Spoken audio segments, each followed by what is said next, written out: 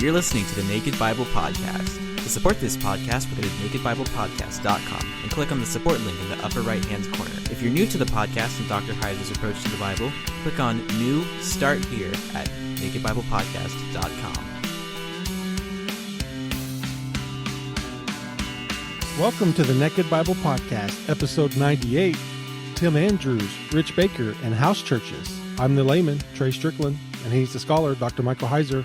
Hey, Mike, how you doing this week? Very good. I've been looking forward to this episode for a while now. Yeah, we're good. Why don't you tell us what's going on? Yeah, well, we've invited a couple guests. Rich Baker, who is local here where I live, in Bellingham, Washington. And I'll ask Rich in a moment to sort of introduce himself. But the main focus is going to be Tim Andrews in Atlanta, who was the guy who organized the Unseen Realm event back last November in Atlanta.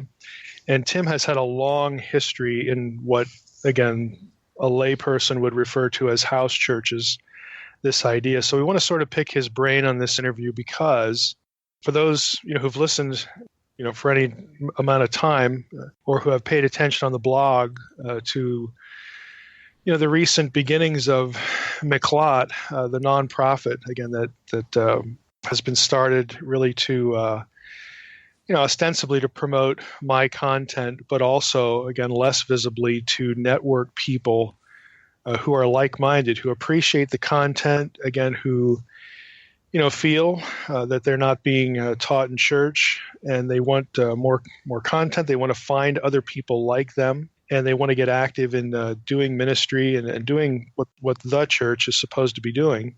And oftentimes the traditional outlet for that is an impediment, or it just isn't something that works real well, like with the case of Fern and Audrey.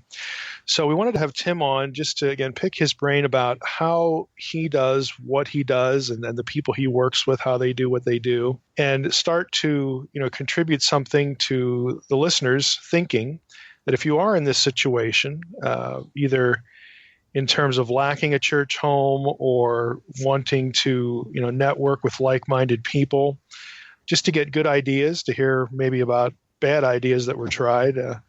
I hope this episode that we'll do today will be a thing that people can return to. Again, kind of a touch point that if you're in this situation where you're trying to figure out, how do I supplement what I'm getting in church, or how do I, network with other believers to have fellowship, again, find like-minded people, that this will be an episode people can look back on and re-listen to just to stimulate that thinking, get some good ideas there. So Rich, we're going to start with him. Again, I'm going to ask him to briefly introduce himself, because Rich and I are actually going to try some things. At least that's the goal. We have a group of college students here in town, and we're sort of going to use them as guinea pigs to try to experiment with how to do church things differently that really isn't a church, but again, that is beneficial to them, and actually try to weave some of my content into this. So we're going to go on what is essentially, I guess, a 9-month experiment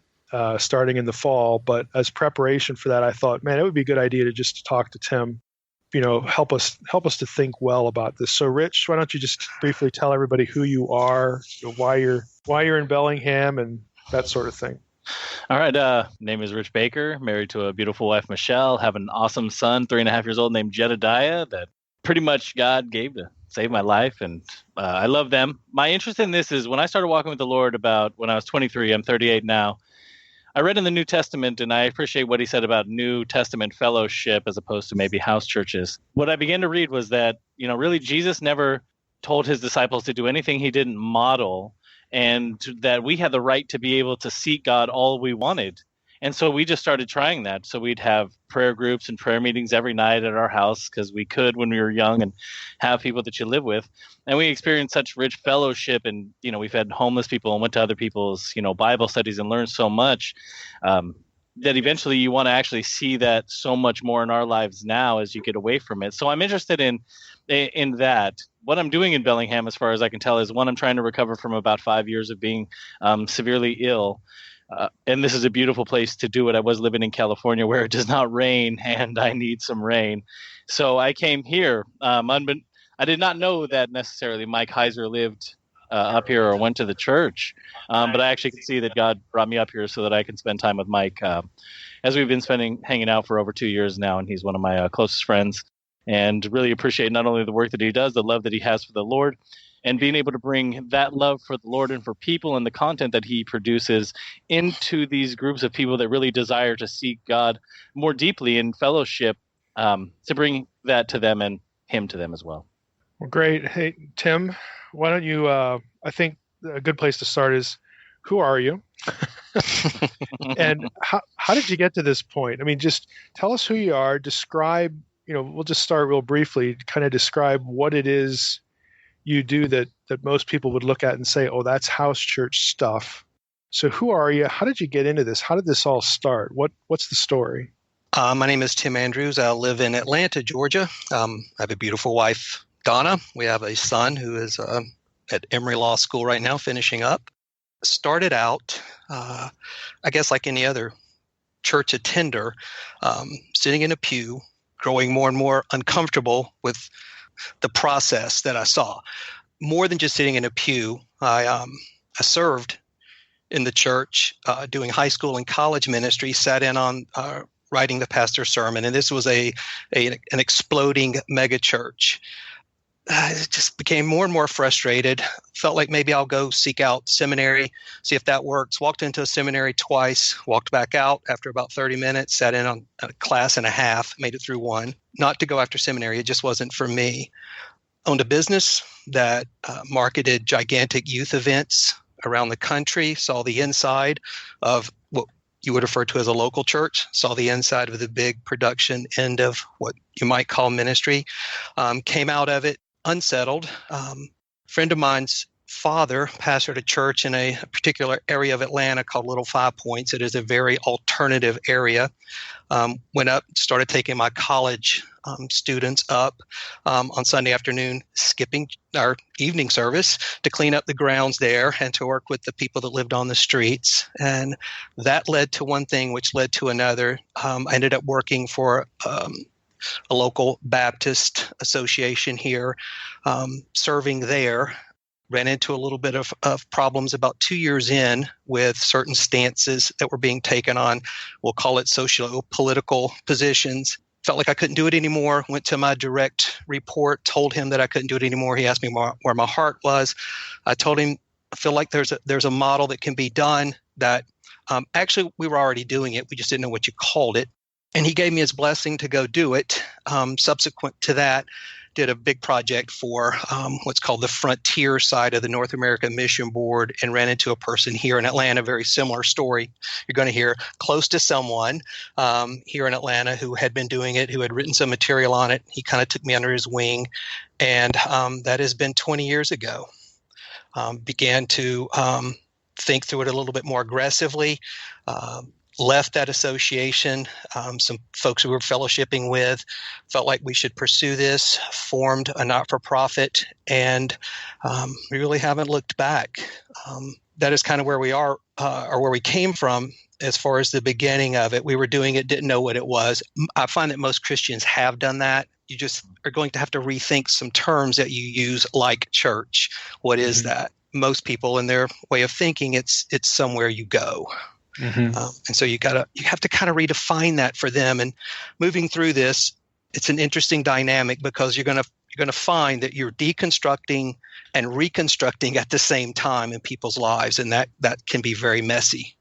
So you've been doing what we call alternative church. Let's just use that. You've been doing alternative church for 20 years.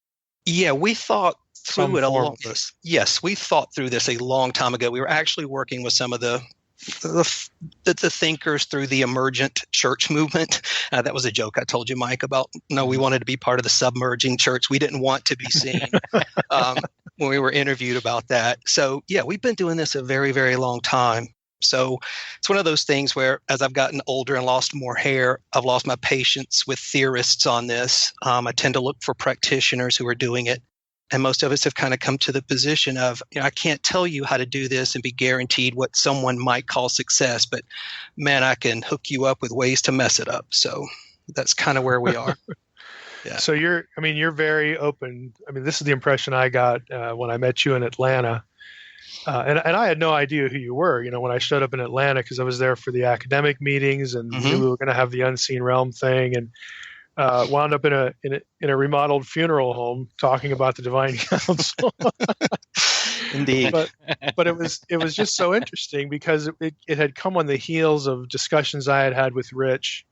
Rich was the guy who first distilled this in my head. At least this is a thing to think about with the statement, "What if church wasn't a time or a place?"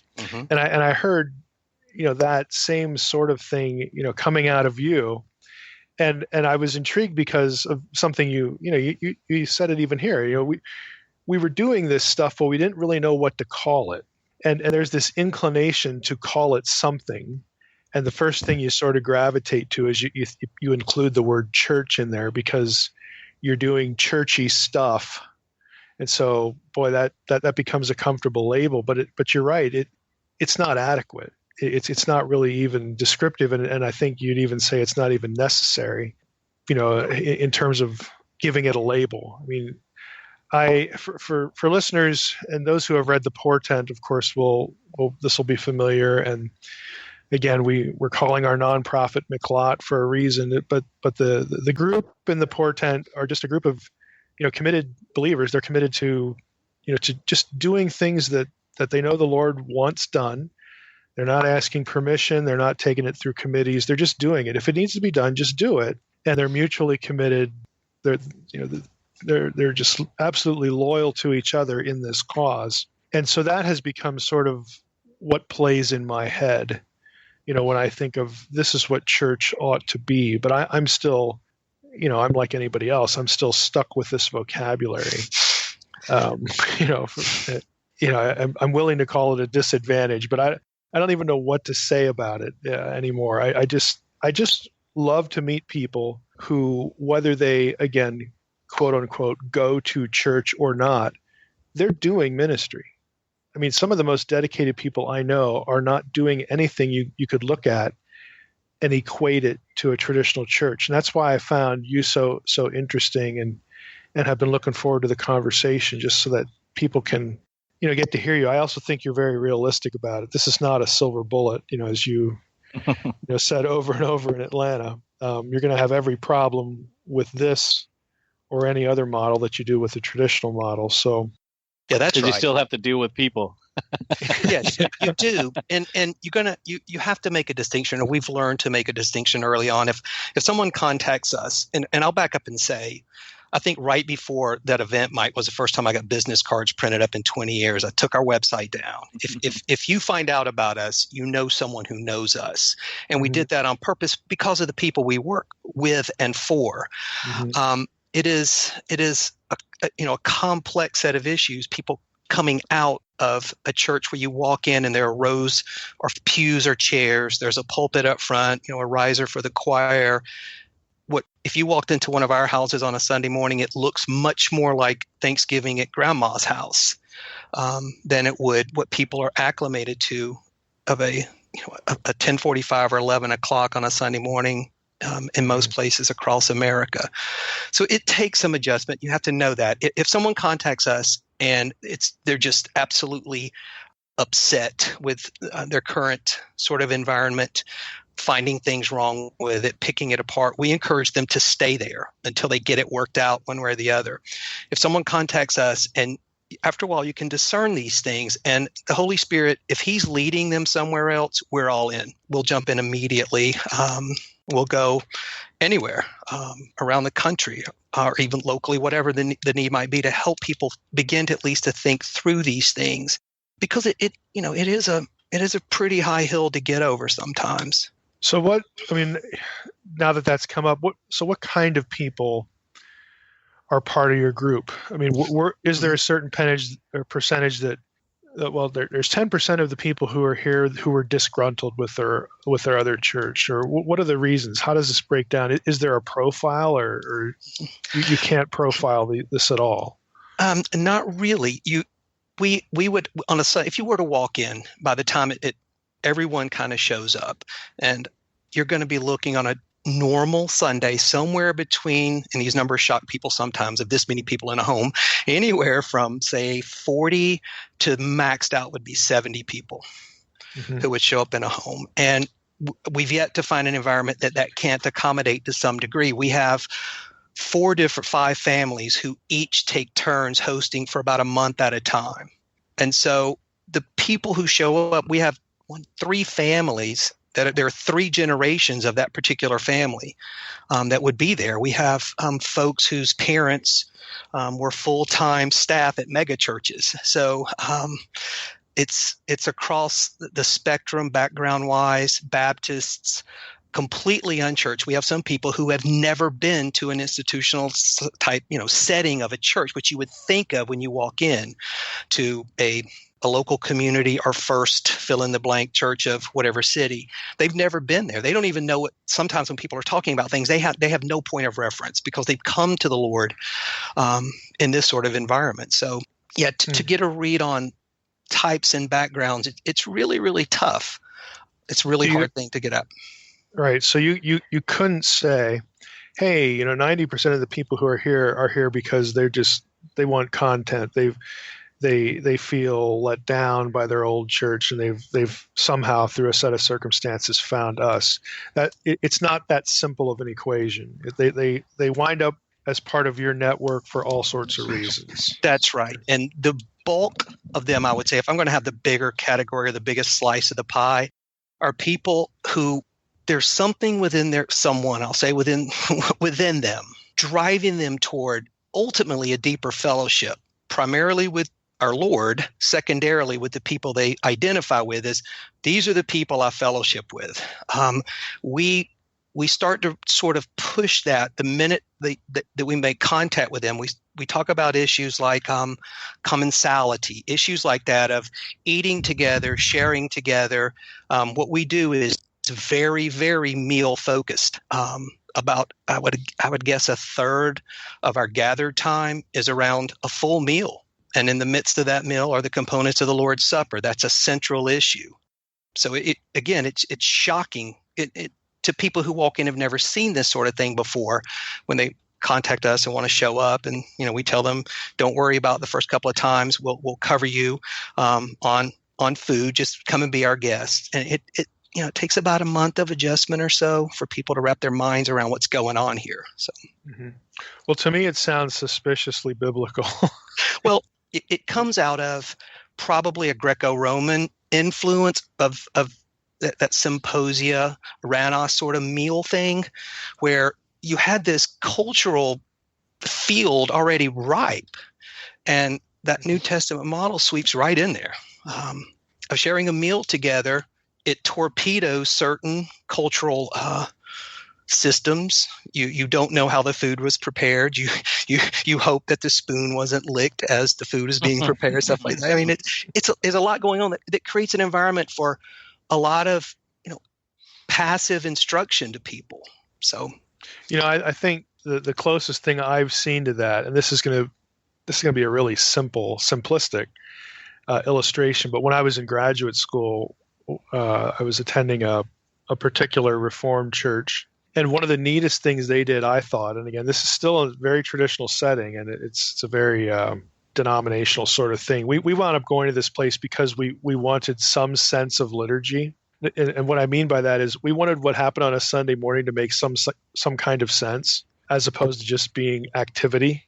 And one of the things they did was with the Lord's Supper, they had just a loaf of bread, and everybody went up to it and tore a piece off. Now that's a very simple act, but you meet people at the table. Yeah, that's right.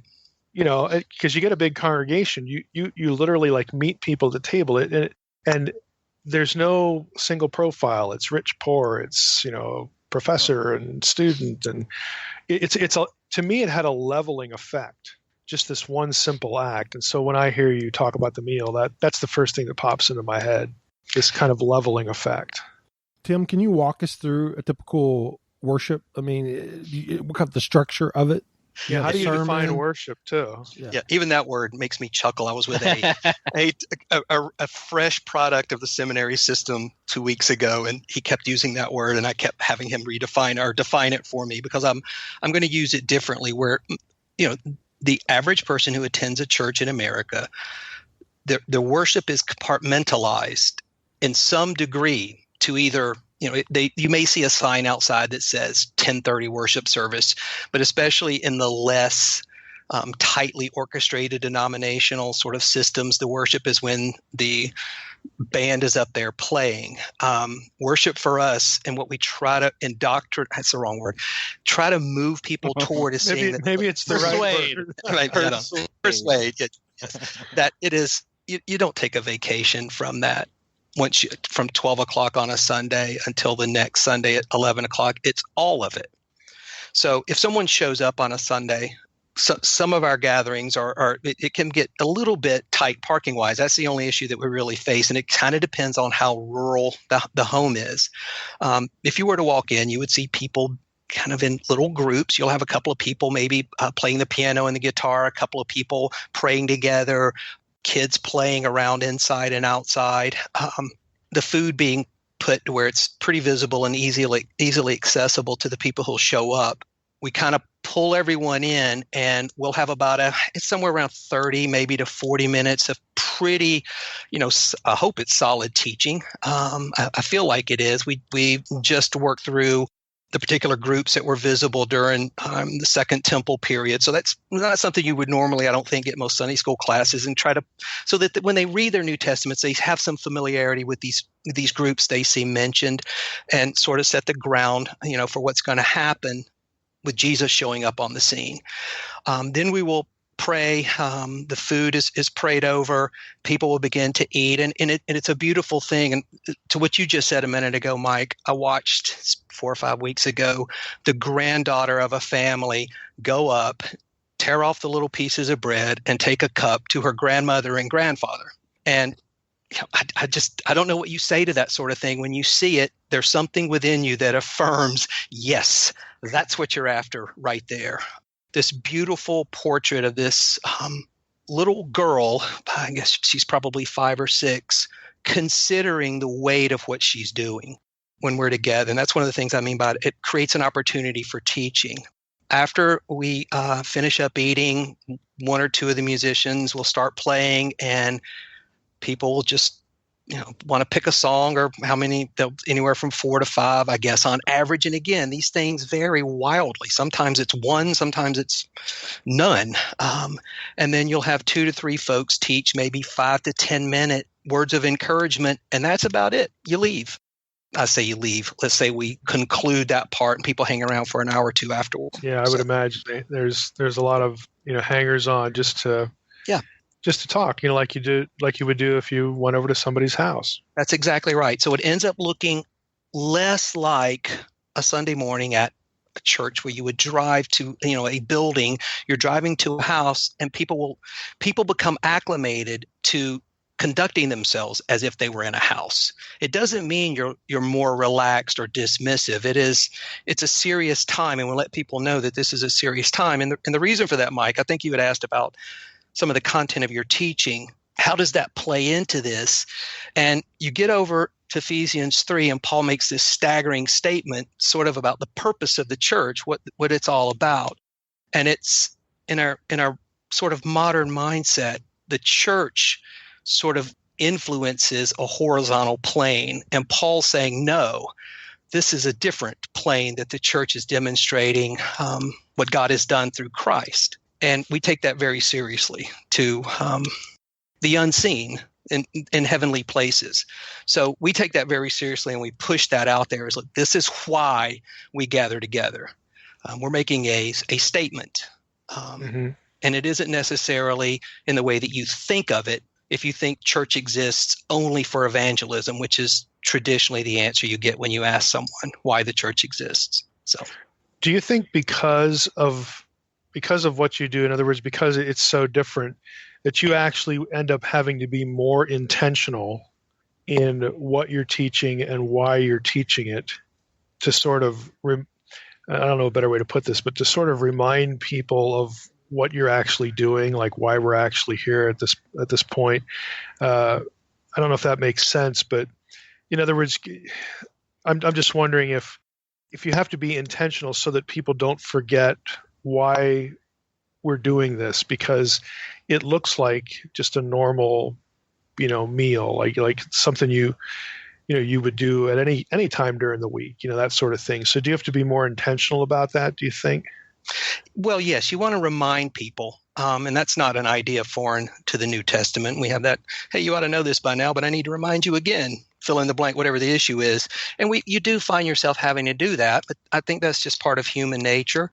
I don't know that any more intentional. We probably approach it from a little bit different viewpoint, especially now, so the last 5 or 6 years, I guess, and taking people through some of the worldview that comes out of divine counsel thinking. But it's not difficult to find areas that touch. In fact, you start to see things more clearly, I think, when you think about the story that way, and moving people again out of that hour and a half, maybe 2 hours on a Sunday, to know this is your life. So that where and when becomes a who, as you move them over to seeing their relationship not to some set of ideas, but to this Jesus.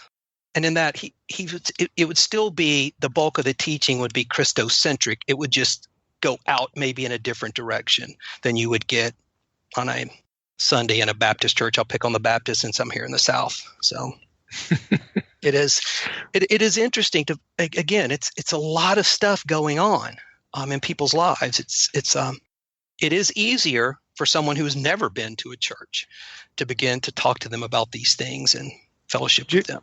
Do you think the setting, again, because it's a home, just something as simple as that, because it is a home, and if you're used to going to this home and you get to know these people over the course of time, do you think that actually encourages people to kind of be more transparent, to share things that they wouldn't normally share in quote unquote church? Because one of the frustrations, I think, and again, I'm not saying this to pick on traditional church. I just think that it's an inherent obstacle. But if church is a time and a place, and it's a set time, and it doesn't occur, I can't think of any other way to say it. It doesn't have a family atmosphere, even though pastors try to cultivate a family atmosphere. But they're just inherent obstacles to that. But because it's in a home, you see the same smaller group of people with regularity, that it just encourages you to be more open, to build relationships. Do you think that's true? Yeah, I know it to be true. And the reason I can say that is you're not left with a whole lot of room, because if you're hosting, people are going to be in your house and they're kind of up in your business. So it's pretty obvious what's going on. You can, self-control is one of those, I think, manifestations of the Spirit's work in our life that we can only fake for a little while.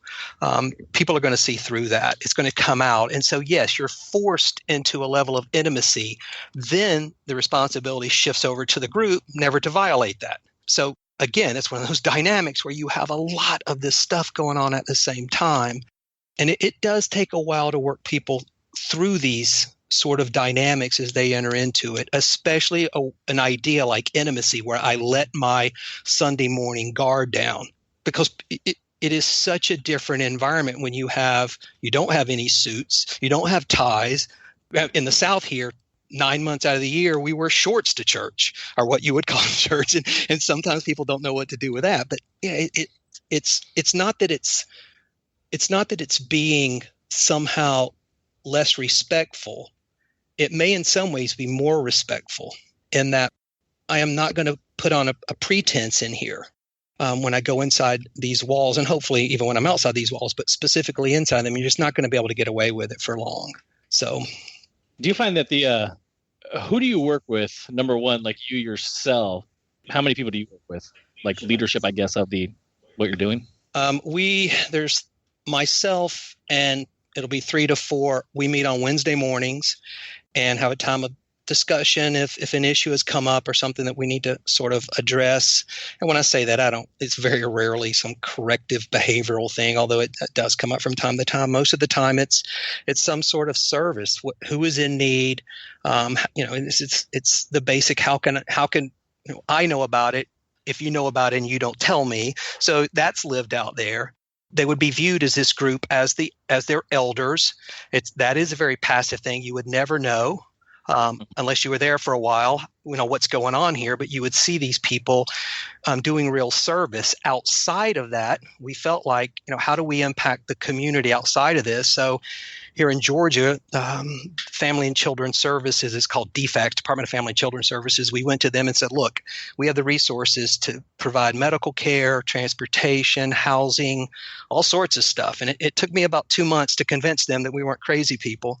Because we want to do this, and there's no strings attached. And I've lost count of the young girls whose parents brought them here to Atlanta to have an abortion, and the girl backed out, and the parents abandoned her at a gas station that we were able to get her placed outside of that environment.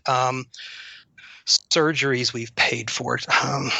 You lose track of it after a while. I don't even try to remember them. So, we're not just inwardly focused when it comes to that. We are outwardly focused in an aggressive posture. So that really appeals to me. Again, my metaphor for this is McClot, in the novel, because when I hear that, I think, yeah, that's exactly what that group would do. And again, I didn't know.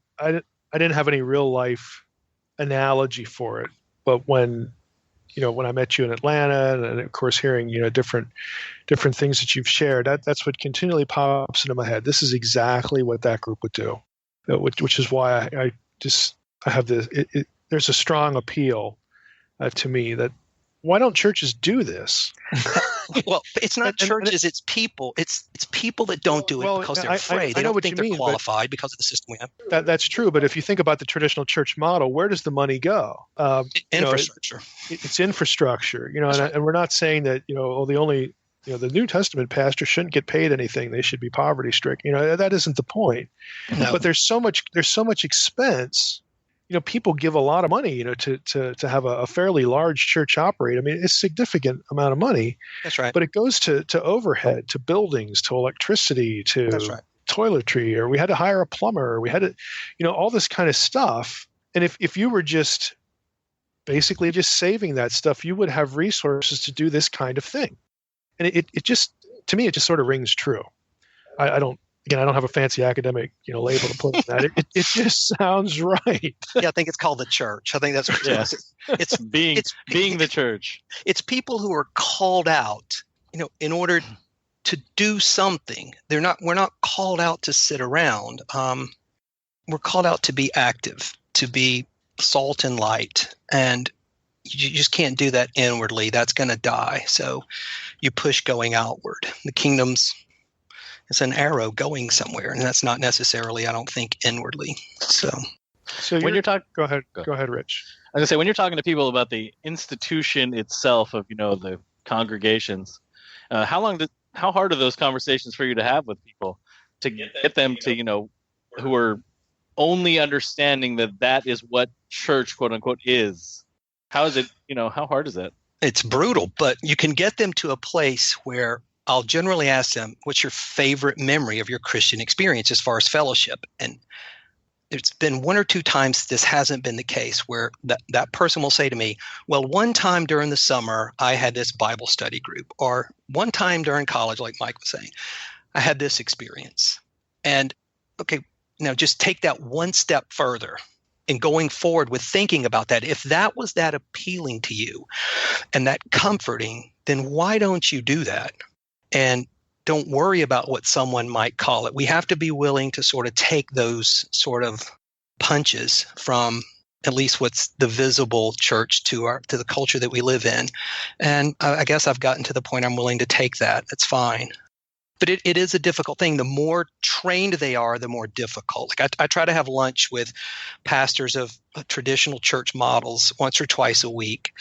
and talk to them. I don't try to convince them they're wrong or anything like that. I just want to talk to them about, where they see their particular fellowship going, the problems they face, and generally they're the same. If it's someone who has only been an attender of church and gone there for how many every year, sometimes that can be easier. If they've never been, it's really easy. It's, hey, why don't you come over and have dinner? And that's usually, I need to say this too, that's the entry point. That's the methodology I use. If you contact me, we're going to go to dinner first.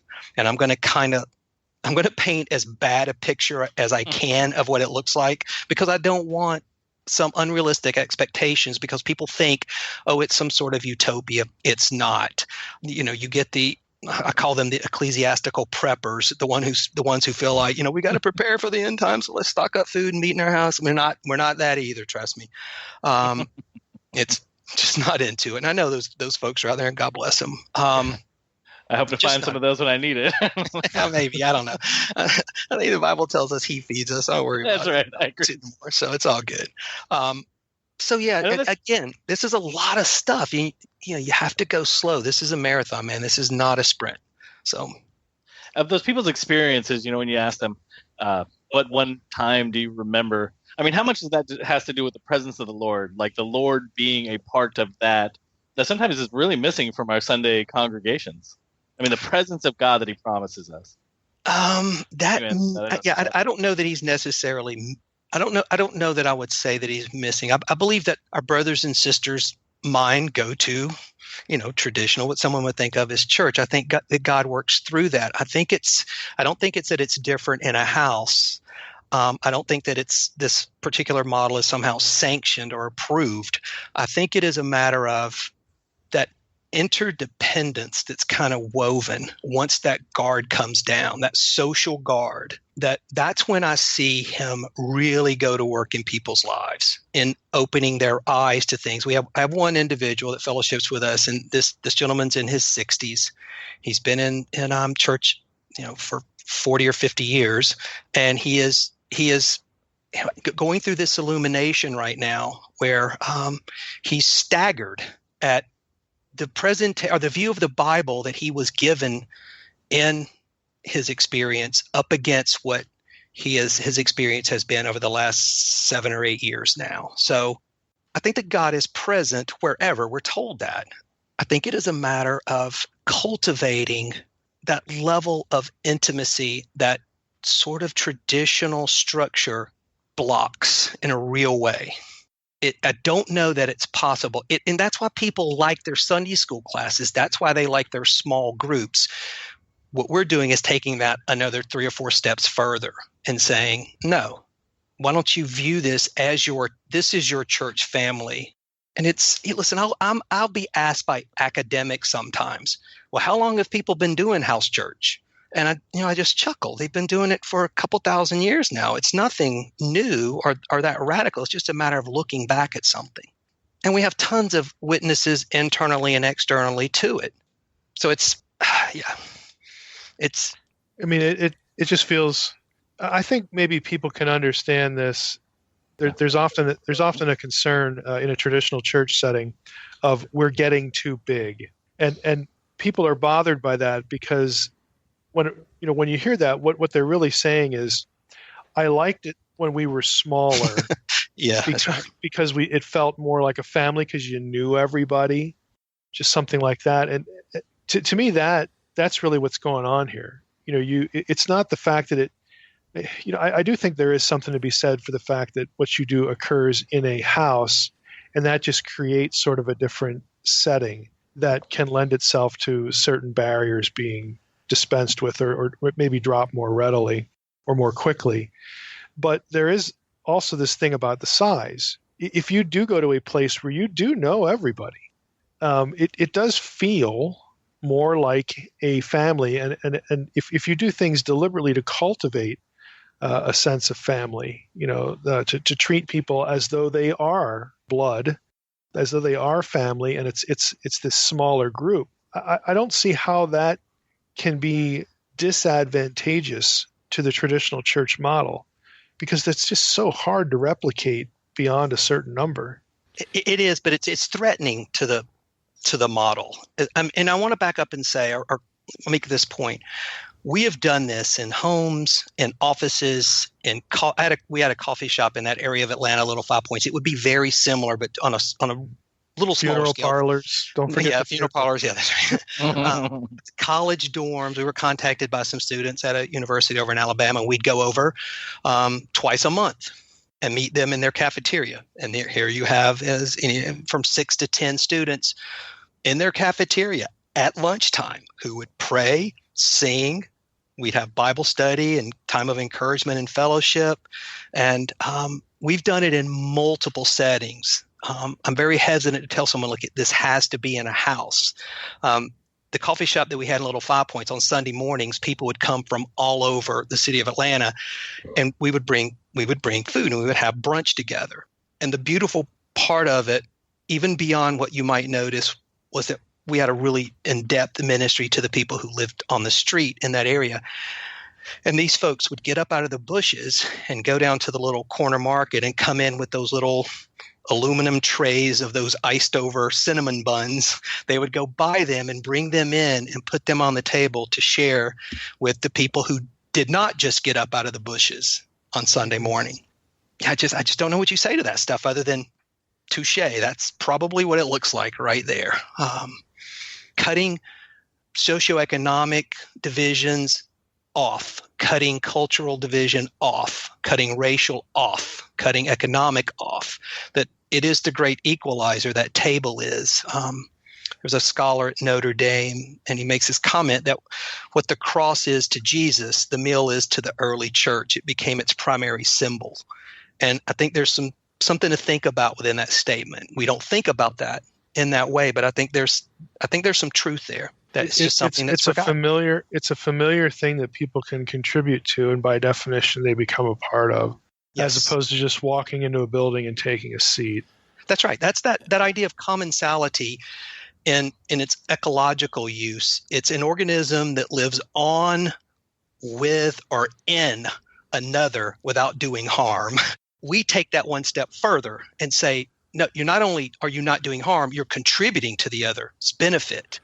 And I think there's a whole another angle here for other countries like China, these home churches and secret churches that are oppressed. Yeah.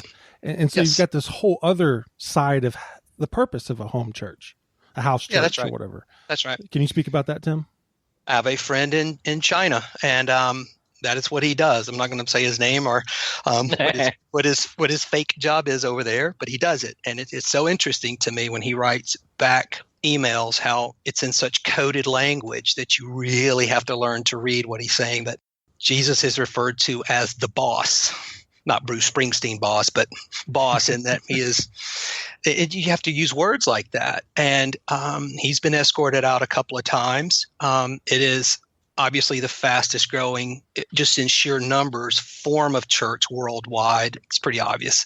It would have to be because of the pressure that certain countries' governments are applying to the visible church that may or may not be coming here. I suspect it probably is to some degree, at least in the way that you think of it. The Christian community will come under more and more persecution, but I think that's sort of the guarantee, isn't it? That we ought to expect, not be shocked by. Right. We're at least going to be monitored. Oh yeah. And again, that's one of the reasons why I want at least my audience to start thinking about this. Is there a replicatable model for doing what we need to be doing in terms of community? And again, this collection of resources, whether it be skills or time or money, to be doing ministry that doesn't involve a time or a place, a building or any of these trappings we take for granted. And you can say more about your friend in China, but that, to me, that's a good example that this is replicatable, and this isn't something you guys invented. I mean, this is just been the way it's been done for millennia. Well, you've already done it, but I think two of you've already said you did it. You just didn't know what it was, and so or what you would call it. It's easily. I don't really like the word reproducible, but I'll use it. It's easily modeled. Let's put it that way. You can do it anywhere. It takes a fairly high level of commitment. It may take a little bit of, you want to backload. And that deconstructing is the most difficult part. That's why the guys that tear the hole in the roof, we call them the unnamed deconstructionists, because there was no hope in Mark for them to get any glory for putting their friend down in front of Jesus. So they're our heroes in the Bibles. They're deconstructing this guy's roof to get their friend in front of Jesus. And that is sort of what we set out to do, to help people get some of this stuff out of the way in order to build back up to. This just isn't that difficult. It only takes it does take a little bit of courage to step out there. But if you just take a few minutes, I encourage people, I pushed him over to Lightfoot's translation of the Didache. Go read it. Here's a great glimpse into what's going on here. So yeah, there's tons of resources out there. We don't need somebody, I don't think, necessarily to write another book about it. I have plenty of friends who do and have. But it's about getting the people to participate in these rites and helping them understand that's who they are as a people with God. Getting them to pray, getting them to be familiar with those things when they hang out with their friends, rather than what we do call fellowship, like when we go golfing. And I like golfing, but I know that that's not true New Testament fellowship. Whereas when we gather together as a people, we actually pray and are comfortable doing those things that we ought to be anyway. Well, yeah, it is. And I think that's one of those things where we're really big on the ascension. And the reason is this, that I don't think that's an occasion within church history that's not marketable. You're not going to sell T-shirts at Walmart about the fact that you have a king. And so you're not going to do candy. You're not going to do any of those things, especially in America. A couple of European countries still close on Ascension Day. But we push that look, we have a king who is seated in the heavenlies. Our identity is there with him.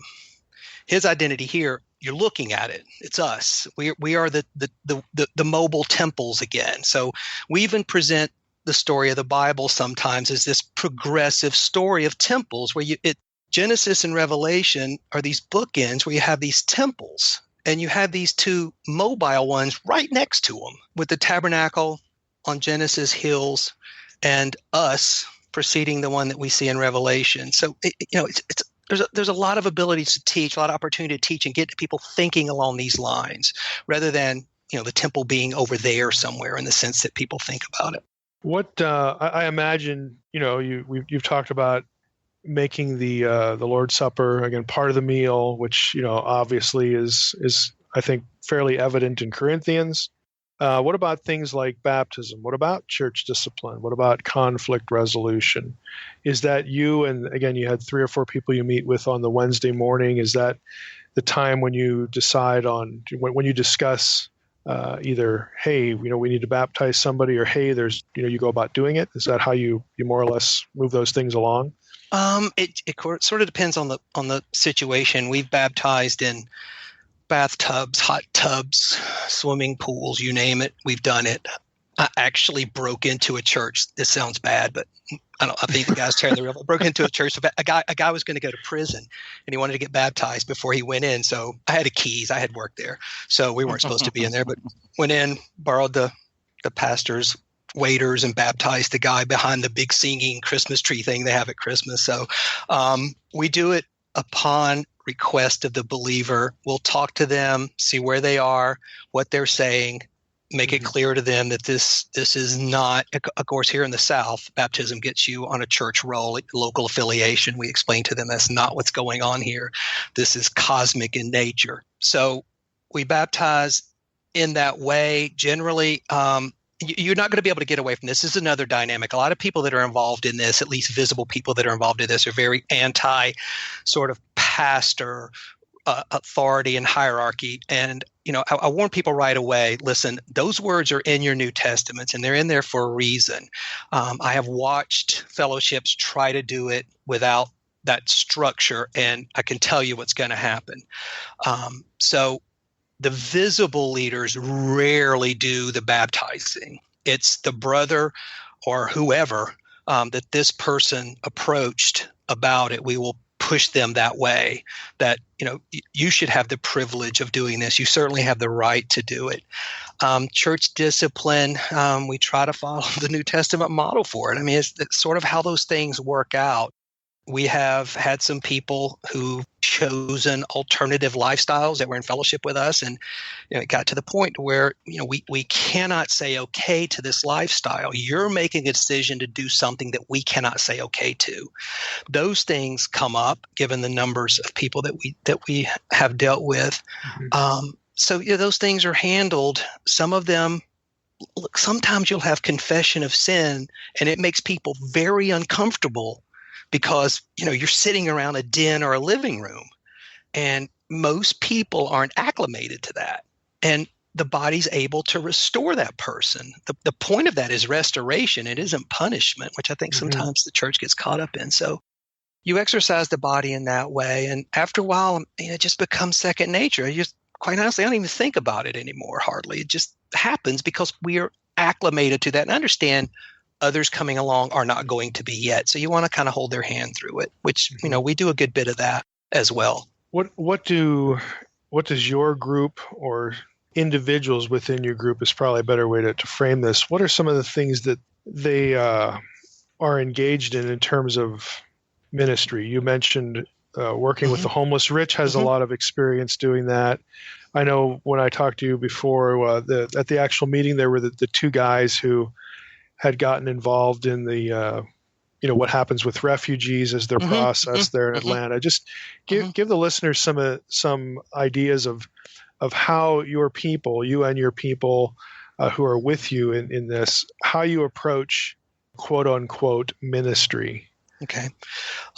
Internally, we have, I'm not going to say their names here. I'm not going to violate their privacy here. We have a couple of guys that are hyper computer literate, software engineers, that sort of thing. They make it very known to folks, hey, look, if you have computer issues, bring them to me. I'll fix them. We have a guy who is really, really good at financial planning. He helps people with their budgets, teaching them basically how to run their household, because I think people think that's a skill they're born with. And so they don't understand it's a method you need to learn, and there's no shame in that. We have people that are in the construction business that help people with their homes with that sort of thing. Externally, the people that we fellowship with will bring to the attention of the group, this family over here or over there is, suffering. They're facing surgeries, or they need dental care, or they need a car, whatever the case may be. And, we pray about it. And then, the most famous story of the entire experience has been, we had a friend that was a missionary to a really rough area of Phoenix, and they needed a car. And so we prayed over it. We wrote a check and sent the check to him. And the car that he had picked out that he was going to get, that check was within like 20 something cents, I think, if I remember correctly, of the value of the price of the car that he needed to buy. So you see things like that happen. It's easy to dismiss them. I don't dismiss them anymore. That, this is the superintending work of the Holy Spirit over this body, and he's teaching them through this action within the body and then outwardly. We still do a lot of work with people that are sexual deviants, with you name it, man. It's sometimes it's not very pretty. That's one of the reasons I'm shy away from very much publicity. I think the first 5 or 6 times I emailed you, Mike, because I didn't know what your deal was either. I used fake email addresses and all kinds of stuff. And I think the first couple of times it was a little more public. I asked you not to publish it because I just didn't want to get into ecclesiastical arguments with people about how church should be. I got other things I need to worry about. So yeah, we try to remain in a forward-leaning posture toward culture and not pull back from it. We'll engage it at every turn. So, well, some of this, again, just to go back to the analogy, the construction people, the computer people, do you need a car? Do you need this? Do you need that? That's exactly what you would do if it was your brother or sister. Yeah, that's right. That's absolutely right. So you're just extending this family thinking to people who aren't blood, but when you do that thing with enough frequency, it creates the I don't want to use the word impression, because that it's not a false thing, but it creates the atmosphere, the the atmosphere, the trappings of family. It becomes this thing you want it to be, in that is modeled after, again, this blood relationship kind of thing. So I think that has great consequence in the way people think about the people in their group. I think it does. And it's walking people through like kinship, of fictive kinships. What do these things mean? How do we relate to one another? So we spend time on that as well. How does this work out? And the word that I was used for what it creates is just normalcy. This is how you live. This is how these things work out. So it doesn't become some, special event that you make sure everybody knows this wonderful thing you did. We don't tell anybody what we did. We report back to a couple of people within sort of the leadership of, hey, this expenditure happened over here. This is what went down. And, again, it's shocking. You walk into, I think I told you when you were here, Mike, I walked into a surgeon's office to pay for a procedure someone had to do. And because of HIPAA regulations and all these things that are going on, it was unbelievable. And they don't even know what you're talking about when you say, like, I want to write a check for what this person's done. They look at you like you're, an alien or something. And that's cool. No problem. So it just creates normalcy for the people that you fellowship with. Oh, wow, this is how. And then for families that may come from a less, we'll call it functional setting, it creates an environment for them as well of, oh, wow, I see. This is how these people live. They live like this. Because there is a lot of that people don't know how normal it is to be a part of a family, or what that's like, or how to have a father, or having a father, or anything like that. And it's important to have those environments for people to be able to learn in. Yeah, that's right. They do. Yeah. Mike, can you and Tim talk about your experiments that y'all are going to be doing with some college students specifically? Well, Rich, why don't you? Well, we have an opportunity possibly on a Wednesday night to have it in a coffee shop in downtown Bellingham, where we get together about 8 o'clock at night, and it seems that anywhere between 20 and 40 college age, youth will be there. And usually at that age, I remember when I was at that age, how hungry and desiring I was to know the Lord and seek the Lord and need content and to meet people and to have conversations. So I thought it would be interesting to be able to put Mike in that setting for these youth to be able to not only ask him questions, but to get to know him a little bit and to be able to fellowship and learn, because I think that they're going to respond really well to Mike. I don't know that for sure, but that's what I believe in my heart, that these youth will, without question, want to fellowship and attract. And the other part that we're going to do is just have, like, at my house, I have a very nice setting outside where I can, have a bonfire and have people over for prayer. Because I want people to be with God in the presence of God through prayer and, fasting and things like that, if people are willing.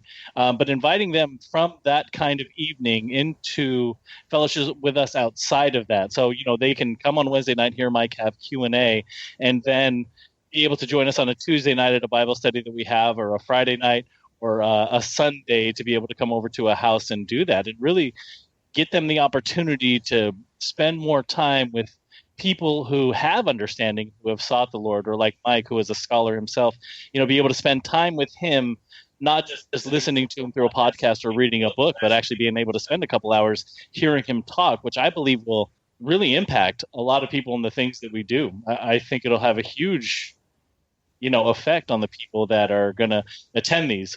So we'll do things like that, a few different kind of like, just where we'll have on a Sunday at Mike's house, we'll, rent some tables and invite 60 people over, and we'll have, that kind of fellowship in that way that you're talking, and help people to come to understanding of what we do, explain it to them, but really have hopefully, like why I asked about the number of people that you work with, is to have enough mature believers there for when other people are coming in at that point. Like, why would I come here on a Sunday and not there, to be able to help lead them and explain that to them, but as well be mature enough in their own right to do it on their own, and not me necessarily or anyone having to be able to push them towards that end. Yeah, but really it's just I want to worship the Lord personally. And I mean, like, worship him, like go and hang out and do the things that we do to honor Jesus Christ, because he is our King.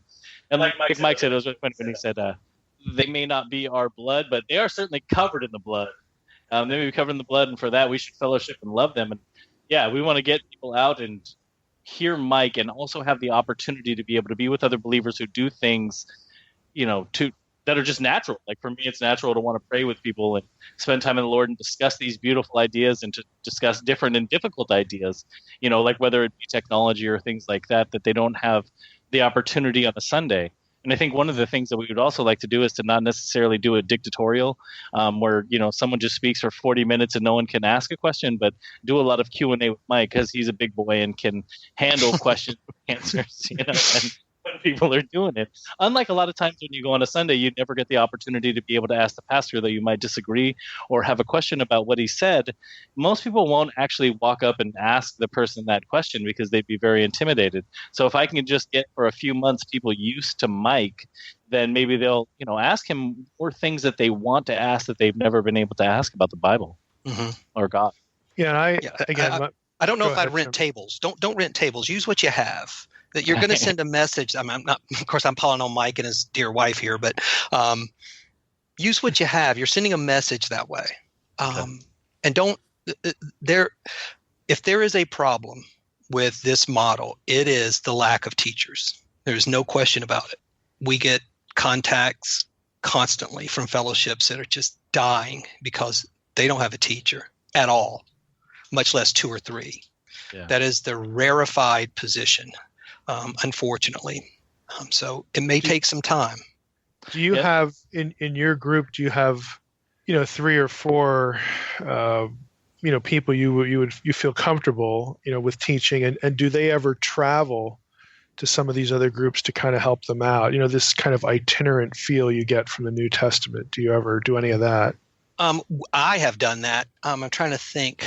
No, I mean, I have other people we work with. The gentleman that hosted your event does it all the time around the world. I've just never, I can say I've never felt the Lord tell me to go do that for whatever reason. But we have capable teachers. I don't think twice about not being there for a meeting or 2 or 3. I'm there in that group is in really capable hands. And I'll say it takes a while to build that because you're building the confidence in that individual and you're building the trust of that group into those individuals. And that takes a while. That's one of those, again, the transitional things. Yeah. Going back to what Rich was saying about some of the things we want to experiment with here. I mean, I go to church. I'm an elder at the church in town, and I view this kind of in the same way you do. If people are happy and feel they're being fed in whatever church context that they're in, and assuming it of course is a church that doesn't teach nonsense, or some sort of anti-gospel kind of message, and messing that up, if they're comfortable with that, then I think it came clear in what Rich was saying that some of this other stuff can be a supplement.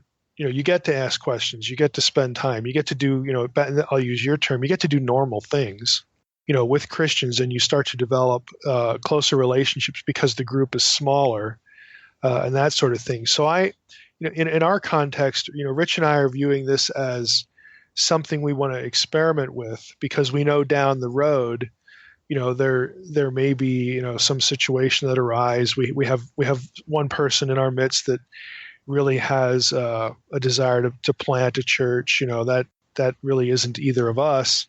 And that person, has a strong house church background as well. So, we want to, bring him into the equation too, and kind of collectively see how this would work, what works, what doesn't, what's a good idea, what's a bad idea. And in my situation, I could be living somewhere else, a year or 2 or 5 years from now, and my situation might be completely different. Where this is something that from the get-go, we want to try to create. And if that ever happens, we're going to be bringing you in, wherever that is. I can tell you that right now. Because Rich and I have talked about that. What if we move to a different state and we sort of get to start over, and we can create something now that is filling these gaps, is doing what the New Testament wants us to do. But now we have a chance where we don't have any of these trappings. Do we really want to plunge into this? So we're looking at this experimental thing as something that can help us think about that question, the bigger question, and is this something we would really see workable in some different context at some other place, some other time. So we're hoping to learn a lot in it. And again, I view my role as basically, tell me tell me where to show up and what I'm supposed to do, and I'll be there and do it. I view myself as a resource, not as a planner or a planter. And that's how I've always enjoyed being a good Indian rather than a chief. Even though you get thrust into those chief roles, that's okay. But I've never been one that constantly or consciously seeks those things. I don't think it's going to shock people, to hear that I'm just not interested in kingdom building. It just bores me. I don't know any other way to put it. I'd rather be a useful person in doing this thing I think is worthwhile. To me, that just feels a lot more significant than having to, again, be a kingdom builder. I guess it's why I just have such a visceral dislike for like celebrity Christianity. I tend to behave badly in those situations. It's just very contrary to my personality. I'm not saying that's a point of sanctification. It probably isn't, but I just don't think about things that way. So I want to be a resource. And in this area, I meet people all the time who just feel stuck. In either I don't have a church or my current church setting, I don't have these things that you guys have been talking about, either in terms of content or relationships. They just feel stuck. And so I'm hoping that, one of the things the nonprofit can do is free not only me, but free other people, who can become participants, with me in doing this kind of thing, just doing something. Amen. To be a resource point, even if it's as simple as, hey, I know this guy in Atlanta, you should go talk to him. Well, I'd like to have 50 Tims you scattered all over the United States. That's a scary thought. but we know, McClot knows where these people are and that they can be trusted. And I'm getting this email now from this person. Oh, I wish I could connect with believers, who were serious about ministry or I have this need. There's this void or this, this physical need or whatever it is. And it's like, look, we've got a list of 50 people around the country that we know who they are. We know they can be trusted, and we will put you in touch with them. That's what I think about when I talk about McClot being a resource for networking. It's not like an official, you become part of this organization kind of thing. It's an awareness thing. We know who these people are. We can connect you with someone who can give you direction or give you some specific help. Like I said, I'd like to have 50, or 100, Tims. I mean, just I know they're there. So that when I get the emails, or when somebody who's, part of our little organization, when they run into this online or in Facebook or whatever, it's like, okay, we know who to direct you to, and you need to have a conversation with this person, and they will get you some help. They'll do what they can to fill this void.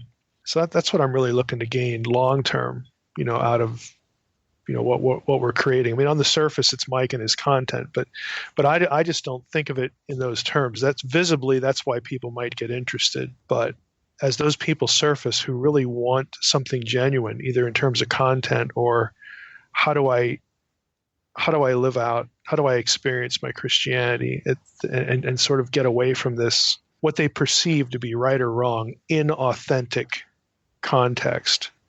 How do I graduate to something better, more meaningful, that we can actually help them? So that's what we're shooting for here. It's probably still kind of a nebulous thing, even struggling to try to even articulate it. But that's what goes through my head when I think about what you do. You're a resource person, and how do we take your model and help people discover it so that they can do it? And if they have trouble, they can talk to you, talk to somebody else, and just help them to work the model, to do this, because you would certainly find it rewarding, correct? I mean, you Yes. wouldn't have it any other way. No. So why should we not want other Christians to not feel the same way about what they're doing, on a given Sunday, or not just Sunday, but in their Christian experience? I would want every Christian to feel that way. Yeah, you would hope so. I would encourage, if you're going to do this with college students, that is, it seems to be the richest soil to do this with. And the Christian celebrity thing, when we had our coffee shop, we had the visible Christian celebrities come and essentially assign their college-age students to us to try to walk them through late adolescence and early adulthood. And that's a tough world too. And that's one of the reasons I kind of tried to stay as invisible as possible. And as far as multiple people out doing, I told you, Mike, I enjoy a wonderful life, and I've had just privilege where I spent 2 years every morning going to 4 different McDonald's for the breakfast time and just building conversations with people, relationships with people. And one of the great things that shocked me were the number of people that show up in McDonald's reading a Bible. Then I would spend the lunchtime at a mall very close to where I live, and you would be shocked. I did that to observe how people eat together and the dynamics of seating, because meals tell us a lot about the people that are enjoying them, or maybe not enjoying them. But to have people in places like that, to strike up conversations, to do real ministry that can only be done once you've established a relationship and get out of this sort of glancing blow, sort of come to the rescue thing. It is a wonderful, wonderful approach to serving this world in the name of the kingdom. So, Tim, do you have a handful of tips of somebody out there maybe listening that might be interested in starting something like this? Can you just give them some advice on what to do next? I would. Sorry, that's another hour. Pray hard. You got 30 seconds, Tim. Run. Run. Yeah. Stay in church. Pray for like-minded people. They're there. They're around. It's just a matter of, I'm reading Pete N's book right now about the sin of certainty, and he's talking about how he got to this point where he realized he had to be brave enough to say these things. And I think what you're saying, Mike, about the people you interact with who are in church that feel this, I don't know if frustration is the right word. I hope it's not. I hope it's the Holy Spirit working in their lives through sanctification, moving them away from one environment to another. So I would encourage people, pray through this, go back and historically look at the materials that we have. Again, I push people to the Didache. What's the University of Nottingham over in Great Britain has a Why Study series. It takes about, I think the videos are 10 minutes. And one of their Old Testament scholars, a man named Tom O'Loughlin, wrote a book on the Didache. It's about a 10-minute video. And he gives you incredible insight into the early church and how meal-centric this thing was. So most of the people that produce material out that's available out are people I know. So I'm very careful to speak either way to them. There is a resource online, a friend of mine, the organization is NTRF, the New Testament Reformation Foundation. And there's a book there that you can get that I think is valuable in thinking through these things. Some of the problems you will probably face, some of the solutions to the problems. I would also say, Mike, in the content of your teaching, that's another thing that's going to get folded into this with some of the objections to how church should function, what we should do. And, I'm kind of settled now on, we're very careful to do these things primarily because of the angels, which may sound odd to people, but that's why you do it. That's why we act like this. That's why we conduct ourselves like this. So it's not just the model or the form or the template. It's going to be the content that's a different thing too. So, can you discuss that just a little bit? Because when I were reading through your email, it seemed like the content was a big part of it. I mean, I guess you did mention that you don't have a lot of necessarily teachers that can go around. I mean, can you just discuss a little bit about the content? Well, as far as Mike's influence, I was challenged by the gentleman that's my mentor. Why does the church exist? And I told Mike this story. I get up at 4:00 on Saturdays, 4:00 in the morning, not in the afternoon. I get up at 4:00, and I don't even remember what I typed into my trusty old Dell Inspiron, and that passage out of Ephesians, and up popped a resource to some guy named Mike Heiser, and I think I told Mike an Old Testament scholar, Margaret Barker, and I began to read what Mike had published at that time, and it was one of the super early manuscripts of, I think it was still called The Myth That Is True back then, and you took it down just a week or two later once I started telling people, hey, you need to read this stuff. And so, I'll never forget this. I went in on it we did a gigantic midweek Bible study at that time. And I went in and I started to present it, and I was terrified. And my first question was, how many gods do you have?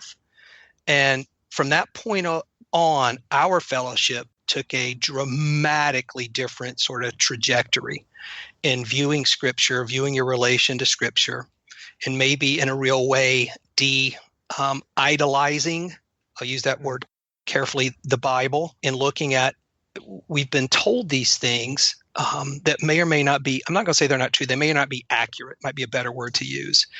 And thinking through that content has now impacted and affected every part of everything that we do, where if somebody in our fellowship starts talking about wisdom, they're going to stress that this is an uppercase W wisdom, or someone's talking about the word, this is the uppercase W. Don't think for a second that your Bible showed up and took Abram outside. And that is a dramatic the word of the sword. Yeah. Exactly. That is a dramatic shift for people. It's dramatic. It's more than you think it is.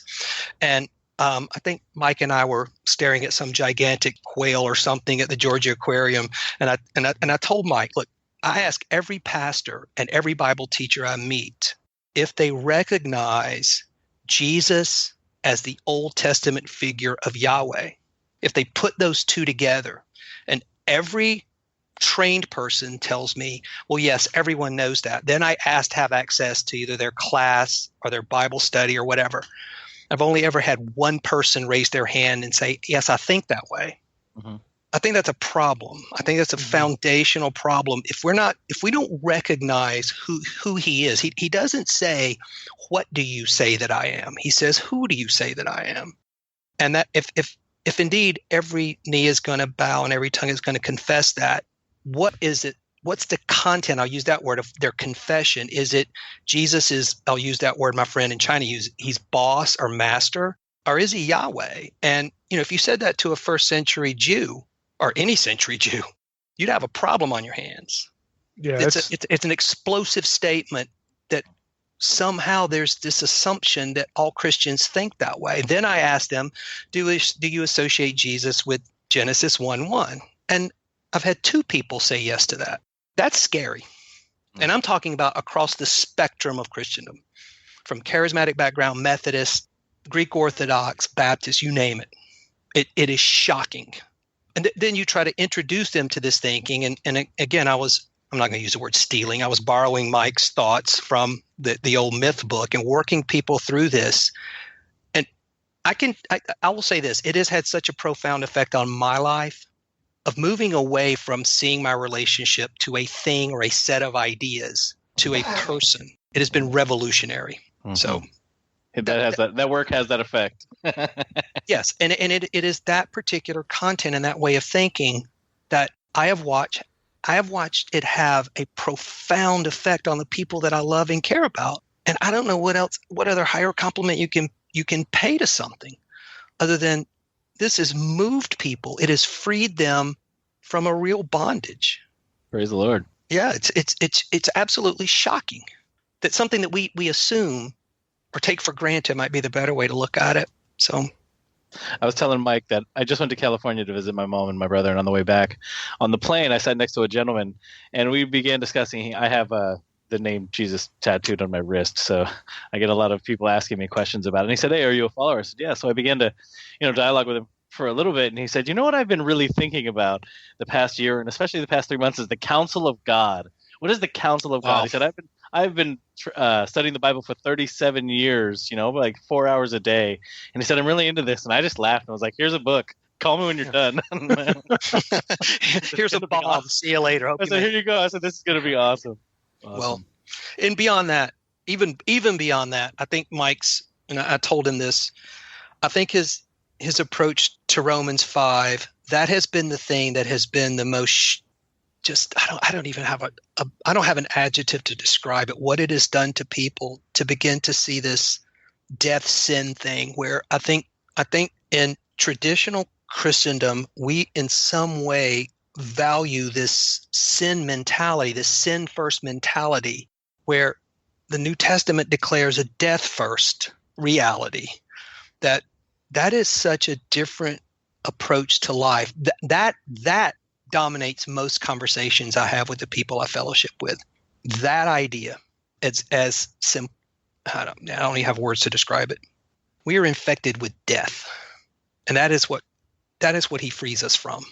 Yeah, I mean, for my part, I mean, as I've said many times, I just had this sense that it just didn't feel right that the way, I'll use the term academic since that was my context. I was not a pastor and never have been.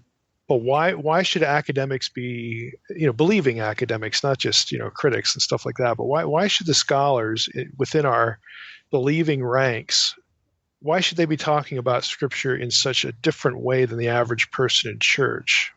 Why is this disconnect tolerated? And so that became kind of the driving ambition to take all this stuff, in the academic world that had real payoff for understanding Scripture and just again thinking more like the writer, and being able to translate that for the average person, because I think that they are quite capable of digesting the material. I think most people are, and that they're probably going to enjoy that. It's probably going to reignite a sense of discovery, because it.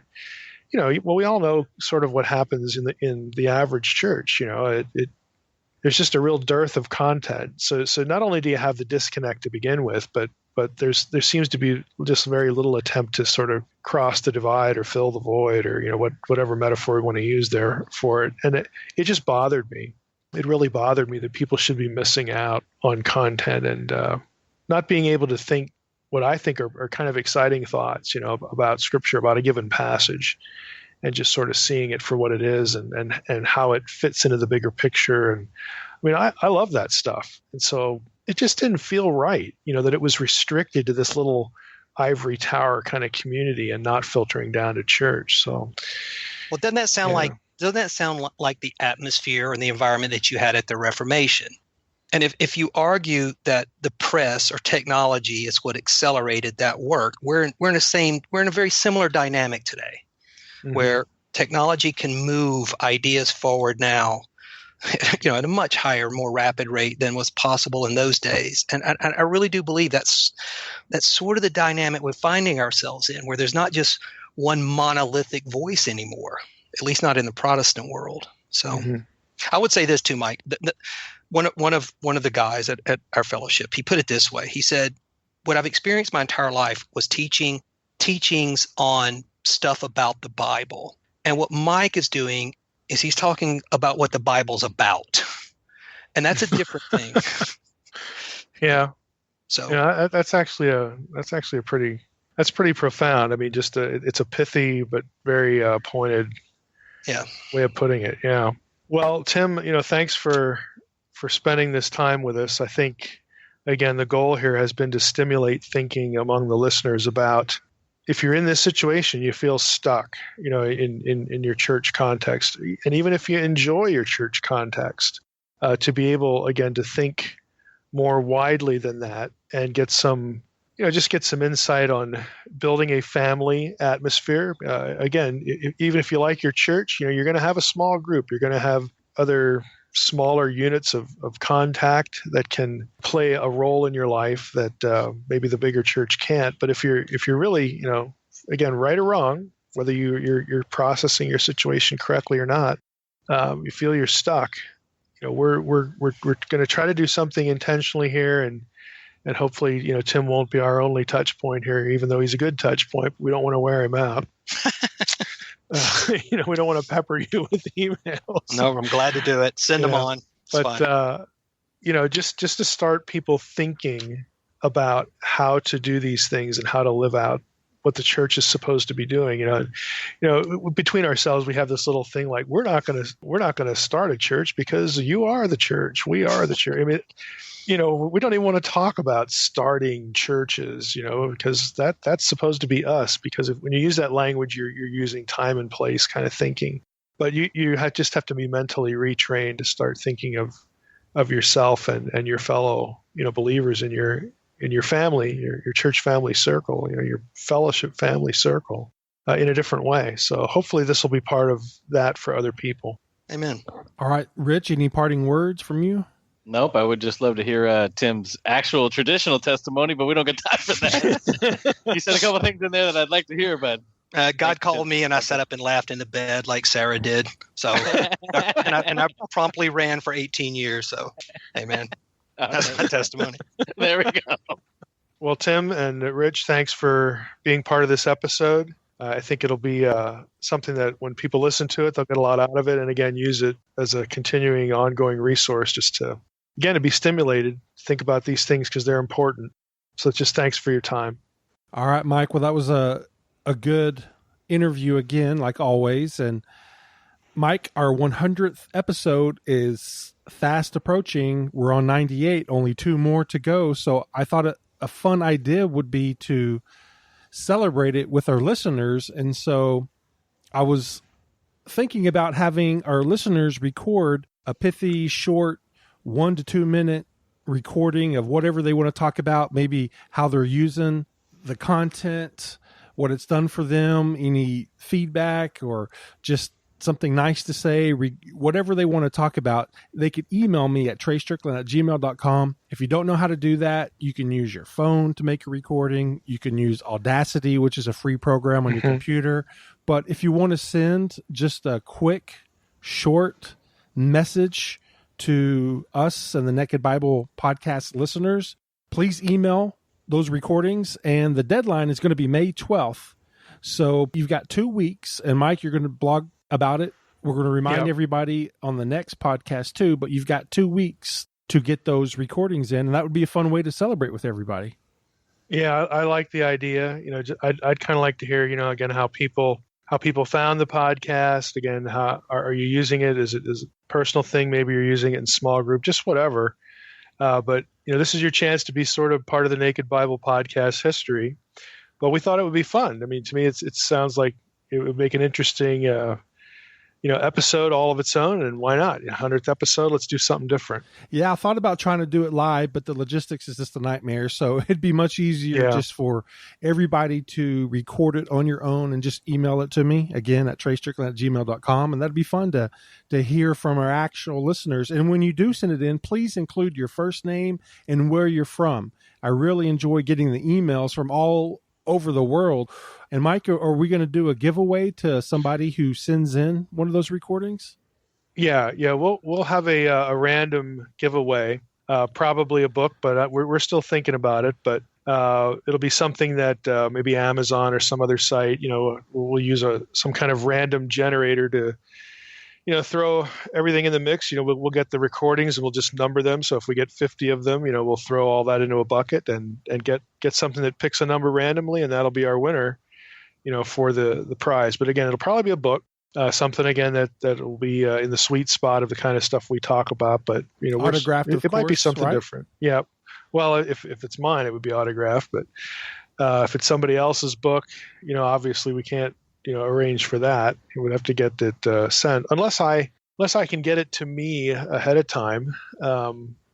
We can think about that, because if we just make a decision here the next few days or the next week, I could order it and get it to me and stick a little note inside. Yeah, we'll figure it out. Regardless, it's going to be fun to have a giveaway, and so another incentive to please send me your recordings. And again, you can get that email on nakedbiblepodcast.com website and send me those. You got 2 weeks, and you'll get on the podcast, and you'll have a chance to win something from Mike. So that'll be fun. All right, Mike. Well, next week we're blessed with another interview. Yeah, a friend of mine here at Faith Life, again, we're the makers of Logos Bible software. Rick Brannon is going to be on the show with us. And Rick is the guy inside the building who does our New Testament Greek databases and other Greek databases, things like pseudepigrapha and whatnot. And I've gotten a number of emails that ask me questions about, hey, can you do something on the history of how we got the New Testament? Can you do something on, people that, insist on this or that translation, especially the King James only kind of thing? It might have kind of conspiratorial views about this. Well, Rick is one of these guys. He doesn't have a PhD, but he's the guy who creates the databases that the PhDs use. He is uniquely qualified by experience and knows a lot of the people, a lot of the textual critics in the field, and the scholarly agencies that collect and collate manuscripts. We do business with them on a regular basis, and the pin or the linchpin person in our building for that is Rick. And so I think it'll be a really interesting episode to talk about New Testament history, manuscripts, textual criticism, all these kind of questions. So he'll be on with us next week. All right. Sounds like a good one. Well, all right, Mike, we just want to thank Tim and Rich for joining us this week. And I just want to thank everybody for listening to the Naked Bible Podcast. God bless. Thanks for listening to the Naked Bible Podcast. To support this podcast, visit www.nakedbibleblog.com. To learn more about Dr. Heiser's other websites and blogs, go to www.drmsh.com.